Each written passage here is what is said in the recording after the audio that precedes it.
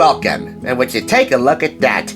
Can you think of another more idyllic, serene summertime setting?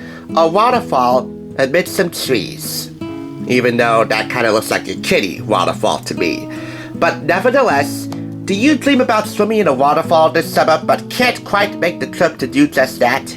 Well, no fears, because that's where our old pal Bob Ross comes in. Yes, another day, another happy little Bob Ross review here on the Thrift Store Rundown, bringing Hollywood home on a budget. This is his Misty waterfall painting, coming from Season 7 of his Joy of Painting PBS series. Of course, this was turned into another 300-piece puzzle, licensed by Cardinal, and this time picked up from 2nd Avenue Thrift Superstore in Union for $2.49. This measures 14 by 11 inches, 35.5 by 27.9 centimeters, once you put this all together, of course. If you want to see him paint this in real time, meaning in the span of less than a half hour, I'll leave a link to his Misty Waterfall episode below in the description, and you can watch that while you're putting this together. Of course, maybe that's not recommended because you need to have your full attention on the puzzle when you put it together, so just have that on as background noise so you can pretend that you're puzzling while Bob is painting.